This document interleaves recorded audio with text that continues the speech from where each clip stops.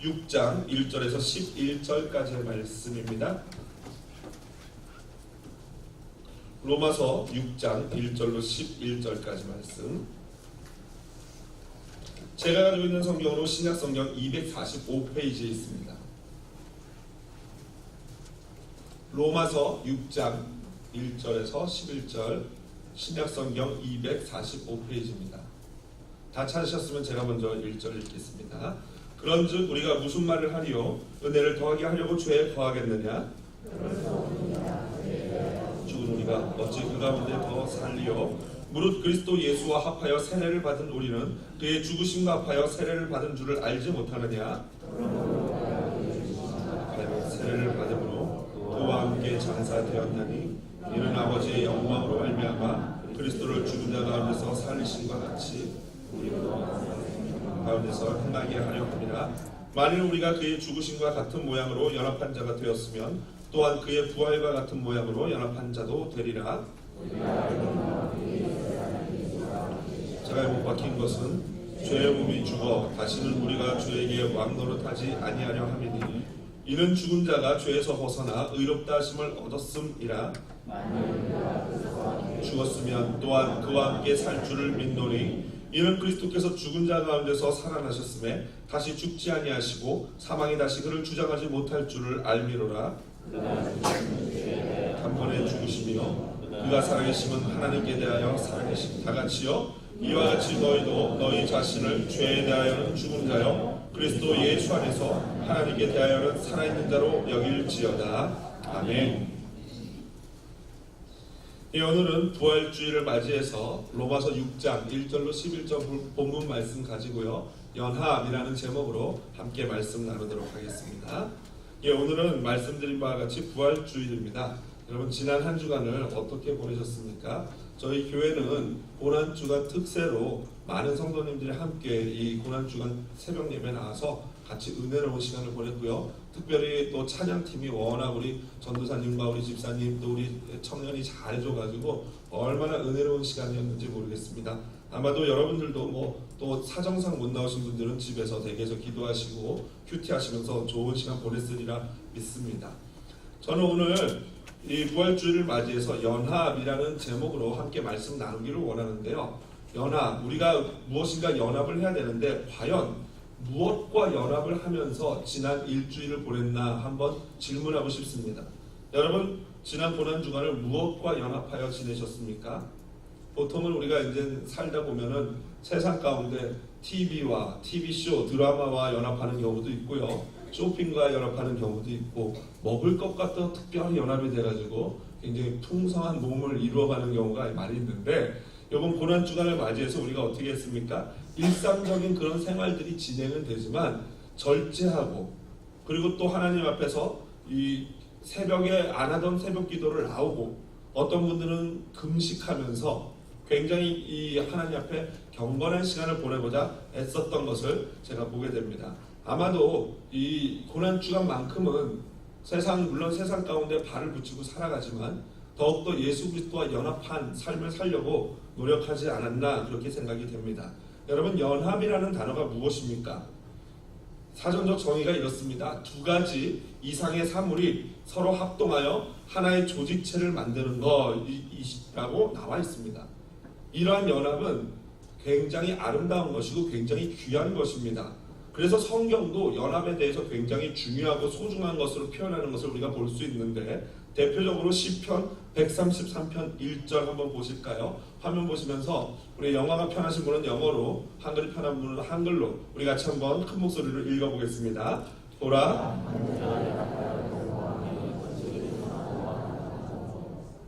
이것은 이 시편에 나와 있는 노래인데 주님의 이름으로 형제가 연합해서 형제라고 해서 꼭 남자만을 말하는 게 아니죠. 형제 자매들이 한 마음이 되고 연합해서 아름다운 공동체를 이루는 것은 너무나도 귀한 것이다 라는 의미의 노래입니다.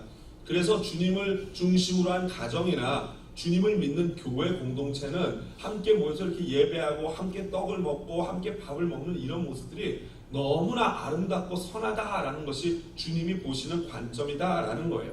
그러므로 연합이 얼마나 귀중하고 소중한 것인지 우리가 알 수 있지요. 그러나 연합하는 것 자체도 굉장히 아름답고 중요하지만 사실 그것보다 더 중요한 게 있다면은 과연 우리가 무엇과 연합하는가 그리고 어떻게 연합하는가는 더 중요한 문제가 아닐 수 없습니다.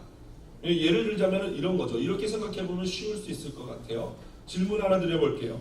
여러분, 북한과 우리 남한이 연합하는 게 좋습니까? 안 좋습니까?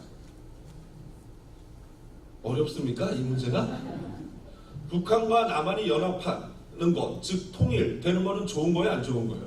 좋은 겁니다. 반드시 해야 됩니다.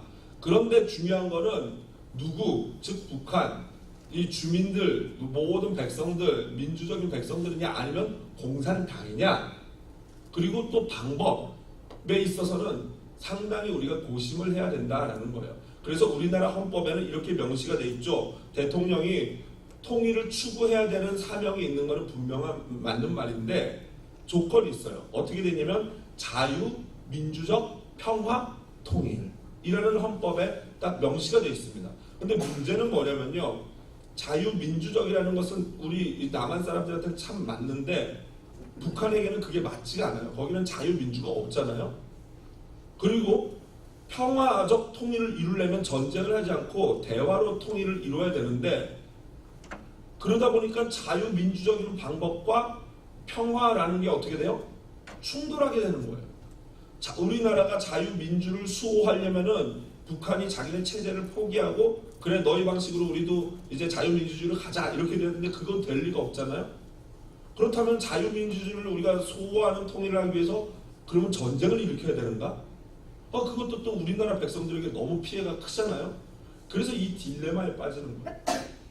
그래서 여러분, 방법이라는 게 굉장히 중요한 것입니다. 자유민주를 포기하고서라도 통일하면요 큰일 나지 않습니까? 전 대한민국이 다 북한화돼 버리면 그건 안 되잖아요. 그러니까 이게 굉장히 단순하지만 또 굉장히 어려운 문제다라는 거예요.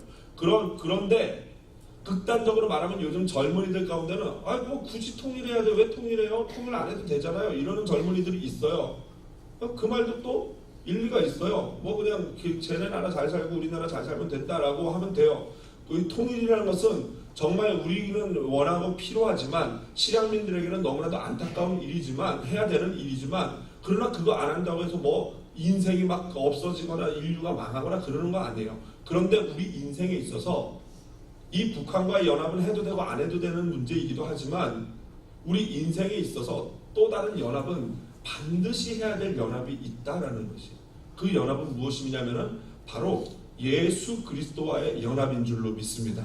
이거는요 해도 되고 안 해도 되고 상황에 따라서 쉬우면 하고 어려우면 안 하고 이럴 문제가 아니고, 어렵든 쉽든 반드시 해야 되는 게 그리스도와의 연합이다라는 거예요.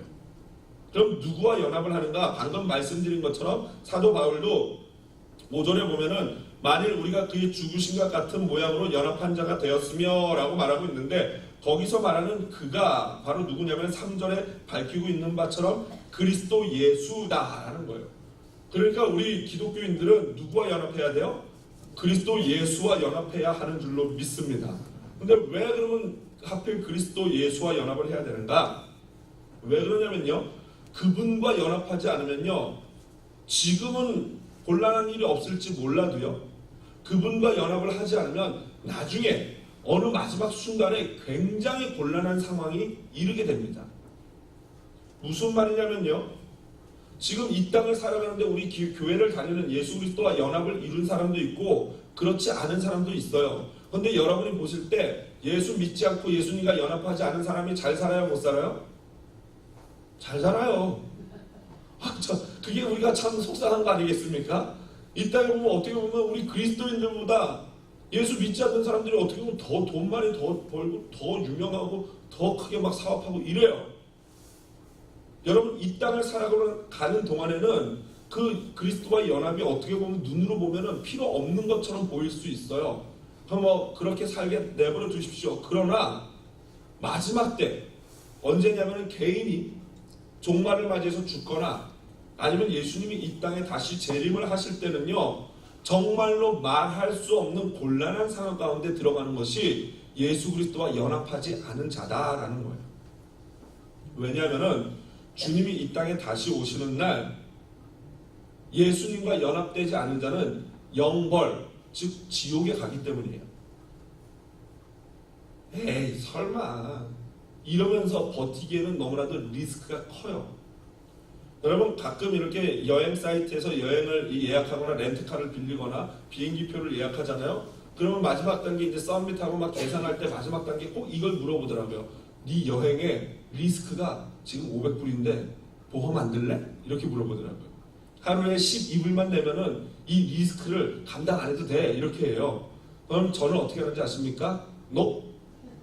바로 일전에 거절해버리고 안 합니다. 여태까지 아무 문제 없었어요. 뭐 호텔 뭐 손해 보거나 뭐 비행기 손해 보거나 렌트카 문제가 생기거나 이런 거 없었어요. 그냥 리스크를 내가 온전히 감당할게 해요. 그런데 그리스도와의 연합은요, 그 리스크가 너무나 커요. 내가 감당할 수 없어요. 자, 그렇다면은 그까지 뭐 비행기 뭐 몇백 불 그까지는 아니네요. 좀 크지만 그래도 생명과는 다른 어떤 그런 돈 몇백 불의 문제가 아니라 정말로 우리의 영생이 걸린 문제라면은 여러분 예수님과 연합을 이루어야 된다는 것입니다. 저는 참 재밌는 게 참 이해가 안 되는 게 예수 그리스도를 믿지 않는 사람들이 조금만 이렇게 스마트하면요 저 같으면 교회 다닐 것 같아요. 왜 그러냐면은 불교는 뭐라고 얘기해요? 아무 종교나 가도 구원이 있어. 착하게만 살면 돼. 누구나 붓다가 될 수 있어. 이래요. 그래? 카톨릭은 뭐라 그러냐면요. 불교에도 구원이 있을 수 있고 기독교에도 있고 우리 천주교에도 있고 다 우리는 하나 위아더 월드 막 이러면서 하나다 이러는 게 천주교잖아요. 아니 그러면은 유독 유별나게 기독교만 뭐라 그래요? 예수 안 믿으면 죽어. 지옥이야. 이런단 말이에요. 그럼 여러분 어느 종교의 리스크가 있습니까? 결국에는 우리 기독교 안 믿으면 큰일 나잖아요. 그러면 일단 믿고 보면 되잖아요. 이렇게 간단한 문제를 저는 왜 안 믿는지 도저히 이해가 안 돼요.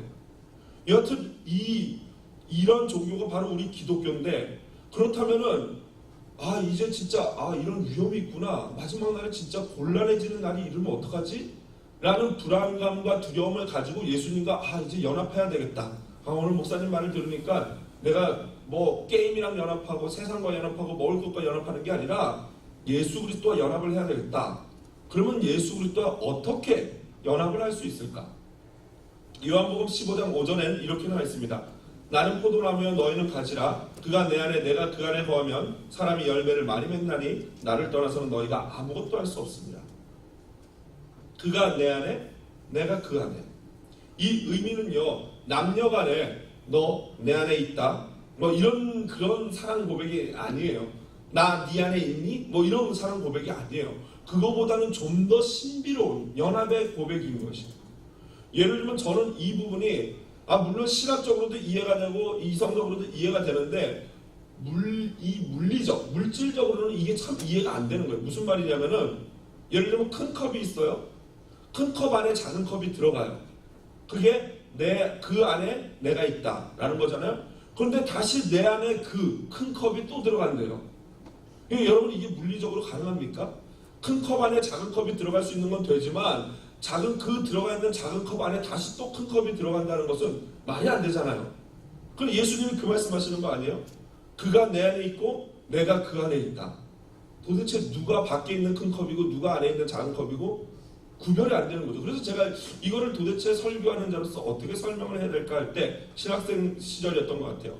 제가 영화를 보다가 이 놀라운 연합의 신비를 깨달은 거예요.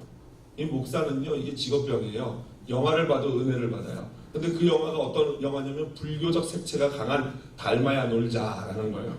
제가 금요기도 때 한번 설명했던 것 같은데 닮아라는 것은 왜 스님 이름 아닙니까? 근데 그 영화 내용은 이 갱스터 깡패들이 이 조직 싸움을 하다가 밀려가지고 절로 숨어 들어가는 거예요. 그런데 절로 숨어 들어가니까 주지 스님은 그 깡패들을 불쌍히 여기서 받아들이는데 그 밑에 있는 이 스님들이 보이콧하는 거예요. 저런 깡패 녀석들은 우리 거룩한 절에 드릴 수 없습니다. 내보내야 됩니다라고 하는 거예요.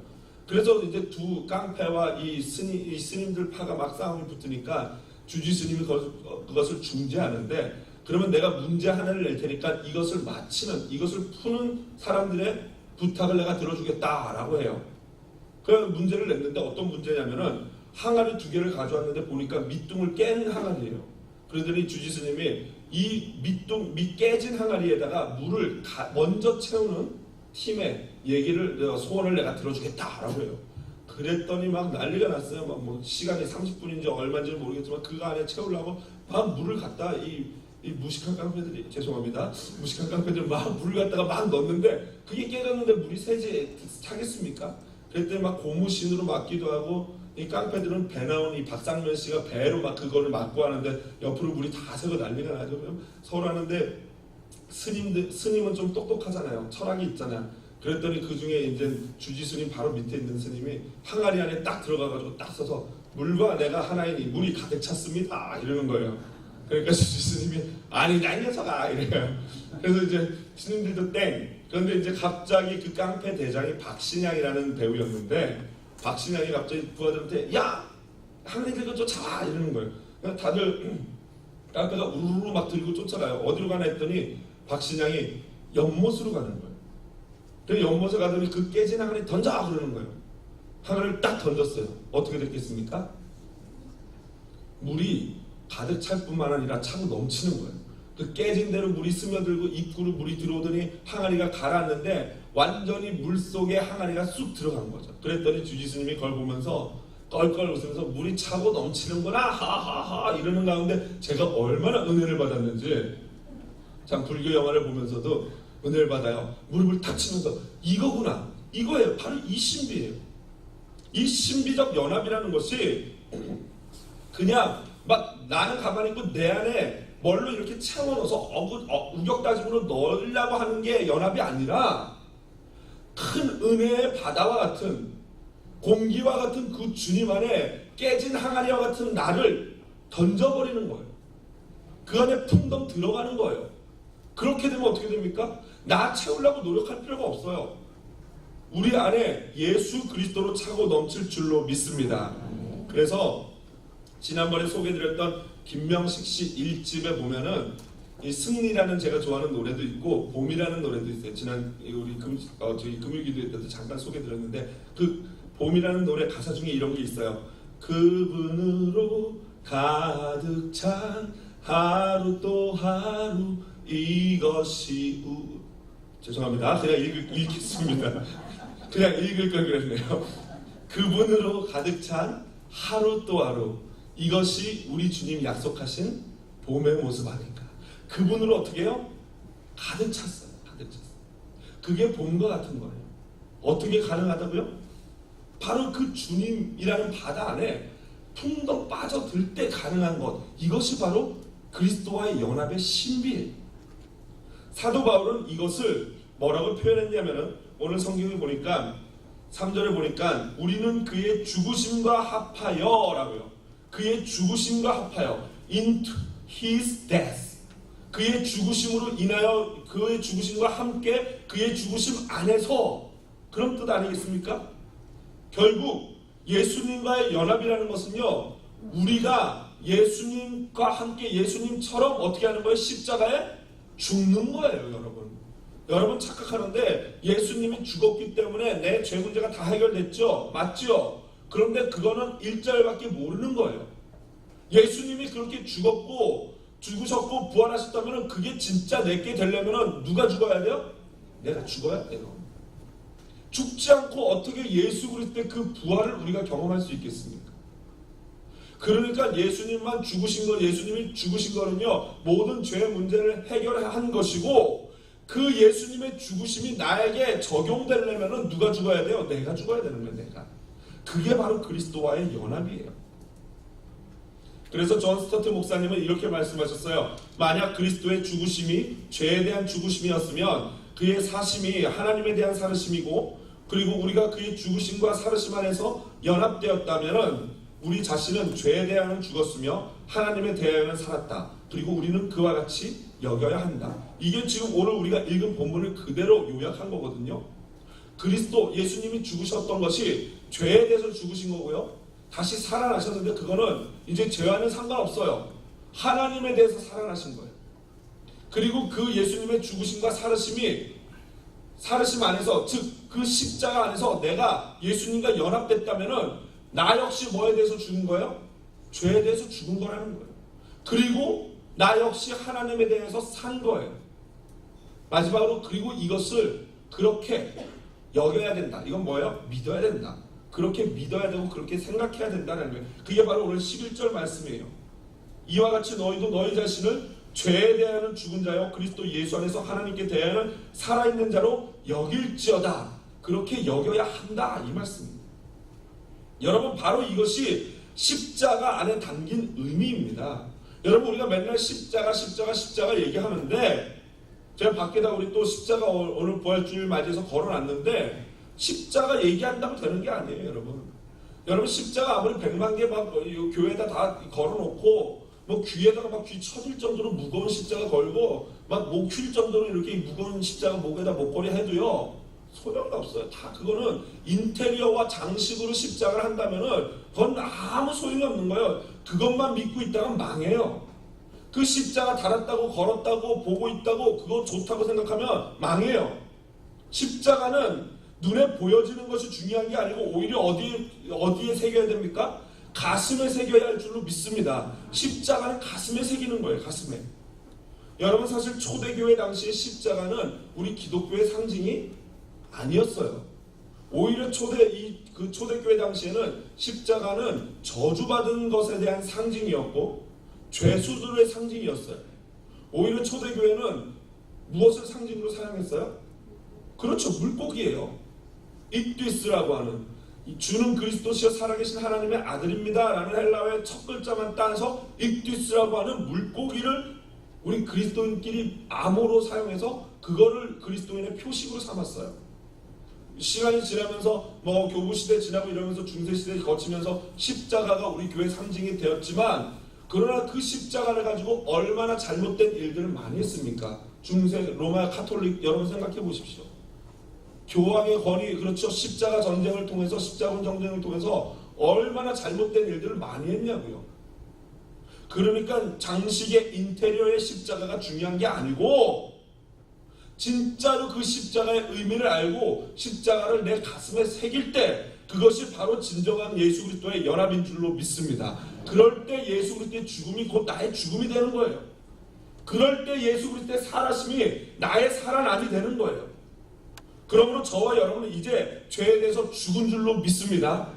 지난 일주일 동안 여러분 고난주간 아마 이게 절제하면서 고난주간 나름대로 보내신 분들은 힘드셨을 거예요. 저도 나름대로 절제하고 하는데 야 이거 진짜 죽는 것 같더라고요. 뭐 새벽 예배하죠, 말씀 준비하죠, 막 그 금식아 뭐 한 끼라도 금식하죠 하면서 하니까 이거 뭐 죄질 시간도 없고 그냥 너무너무 좋아요. 나 진짜 나 이제 죄에 대해서 내가 죽는구나 라고 생각을 하죠. 그런데 문제는 뭡니까?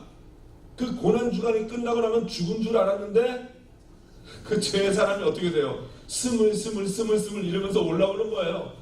아니 새 사람이 부활을 해야 되는데 누가 다시 부활해요? 그 죄의 사람이 다시 죽은 줄 알았더니 기절했다가 다시 부활하는 거예요. 여러분 이게 문제 아닙니까? 그래서 여러분 부탁드리는데 고난주간에 나름대로 경건 훈련하고 절제하고 노력했다면은 그대로 어떻게 하면 됩니까? keep going 하면 돼요. 그대로 지키세요. 내가 이렇게 해서 살았다 이제부터 자유하지 마시고 했던 그거 습관 그대로 해가지고 잘됐다 이제부터 내 습관으로 이거를 내 삶을 고쳐보겠다 내가 진짜로 그리스도와 연합한 자처럼 살아야겠다 라고 결단하시기를 주님의 이름으로 축복을 드립니다.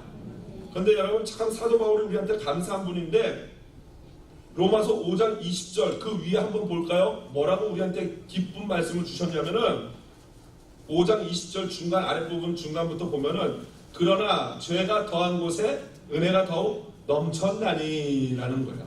할렐루야 아닙니까? 이게 얼마나 마음이 기쁩니까?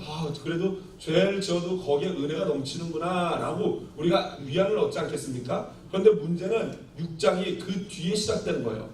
뭐라고 말씀하시냐면은 자 은혜가 죄가 있는 곳에 은혜가 넘친대요. 할렐루야죠. 그런데 1절에 보니까 6장 1절에 그런즉 우리가 무슨 말을 하리요? 은혜를 더하게 하려고 죄에 거하겠느냐? 다시 말해서 죄 있는 곳에 은혜가 더하다고 했는데 잘 됐네. 그러면 나 죄를 지어서 은혜를 더 많이 받아야 되겠네. 이러면 된다는 거예요? 안 된다는 거예요? 안 된다는 거예요. 그게 무슨 소리냐는 거예요. 이미 구원받고 그리스도와 연합한 자가 왜 또다시 죄를 짓냐라는 말씀이에요. 여러분, 그래서 다시 결단하고 새로운 자리로 왔는데 다시 죄 짓는 자리로 가는 것은 굉장히 어리석다라고 성경이 말해요. 어떻게 어리석다고 표현하냐면요, 잠언 26장 11절에 보면 이런 재미난 말씀이 있어요. 다 같이 한번 읽어보겠습니다. 시작.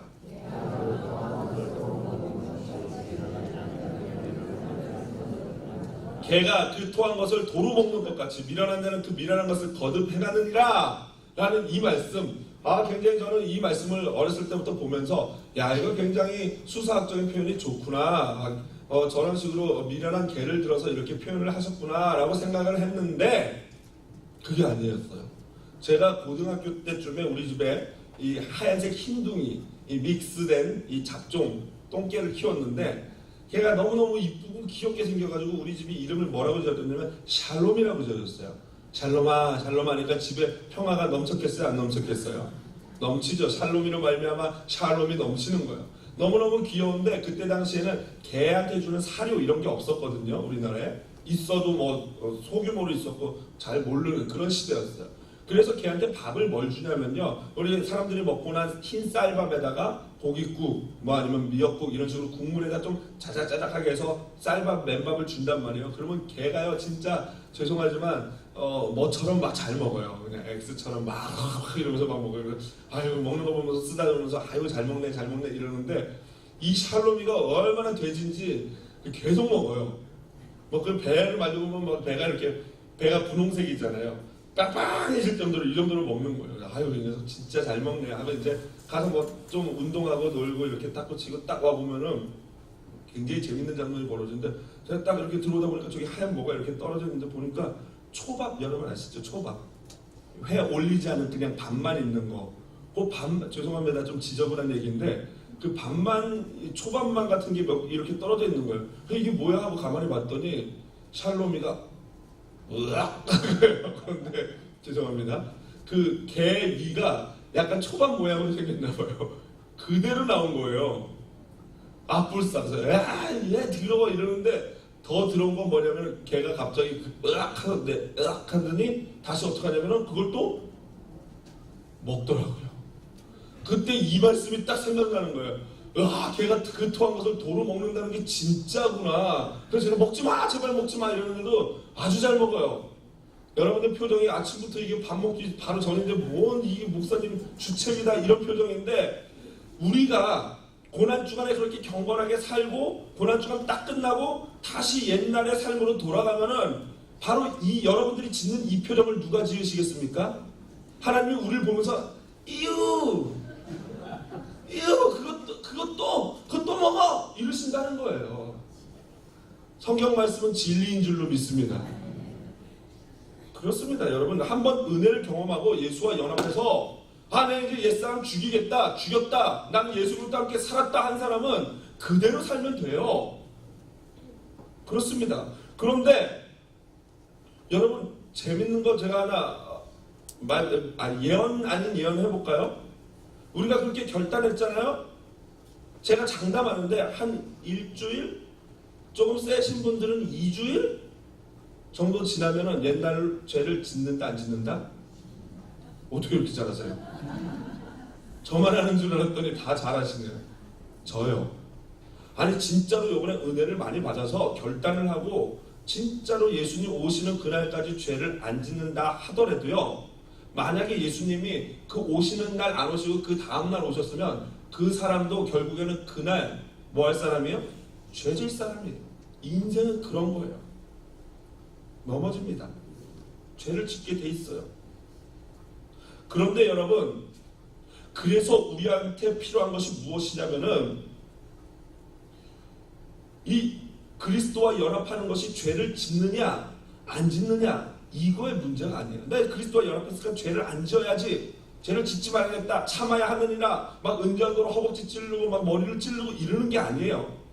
그리스도와의 연합은 로마서 5장 8절에 잘 나타나 있어요. 그 연합이 어떻게 시작됐는가? 한번 같이 이 말씀 읽고 같이 찬양하기를 원하는데요. 한번 본문 말씀 볼까요? 같이 5장 8절 화면 보시면서 맨 마지막 말씀입니다. 로마서 5장 8절 같이 큰 목소리를 읽어보겠습니다. 시작. 우리가 아직 그리스도께서 우리를 위하여 죽으심으로 하나님께서 우리에 대한 자기의 사랑을 확증하셨다. 그렇습니다, 여러분. 그리스도와의 신비로운 연합은요, 내가 하나님과 예수 그리스도와 연합할 수 있는 아름다운 삶을 살 때 그리스도와 연합이 되는 게 아니고 어떻게 시작된 거예요? 우리가 아직 죄인 되었을 때 여전히 더럽고 냄새나고 보잘것없는 그러한 상황 가운데 더러운 돼지똥 같은 데 굴르고 있는 우리를 주님이 찾아오셨어요. 그리고 온갖 모욕과 고난을 다 당하시고 우리를 위하여 죽으신 줄로 믿습니다. 그 사랑에서 그리스도와의 연합이 시작된 거예요. 그리고 우리를 그 사랑으로 죄를 용서할 뿐만 아니라 다시 십자가에서 부활하심으로 말미암아 우리를 의롭다 하셨어요. 그래서 칼빈 목사님이 그렇게 말씀하신 거예요. 예수님은 나의 죄 때문에 죽으시고 나를 의롭다 하시기 위해서 다시 살아나셨다라고 하는 거예요. 아멘. 믿으시길 바랍니다. 그렇습니다. 주님과 연합은 바로 이 사랑에서 출발하는 거예요. 여러분 앞으로 이 사랑을 알기를 원합니다. 이 사랑을 느끼기를 원합니다. 십자가를 보면서 다른 것 하는 게 아니라 이 사랑을 기억하시고 십자가를 보면서 이 사랑에 감격하는 우리 사랑하는 한사랑교회 성도님들 되시기를 주님의 이름으로 축복드립니다.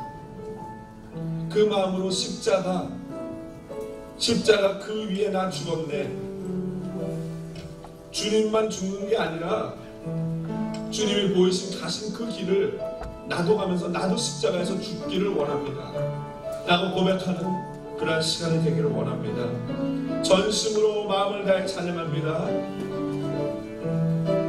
십자가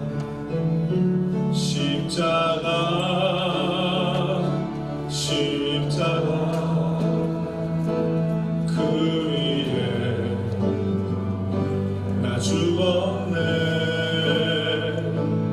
그 사랑 내 속에 강같이 흐르네. 십자가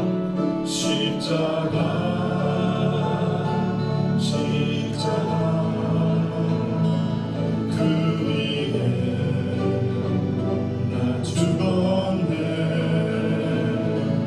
그 사랑 내 속에 강같이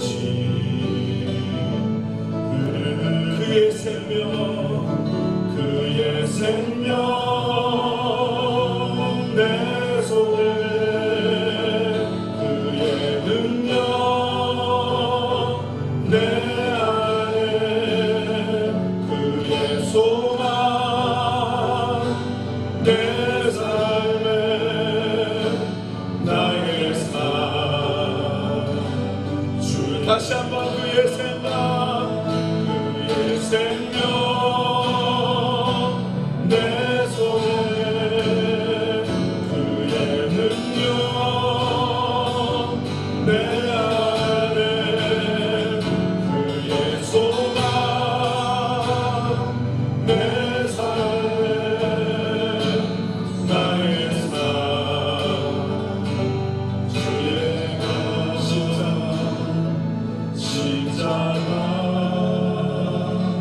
십자가 그 위에 나 죽었네. 그 사랑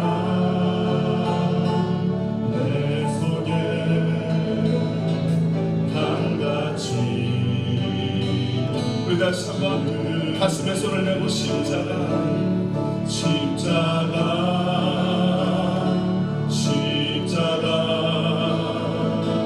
그 위에 나 죽었네. 그 사랑 내 속에 강같이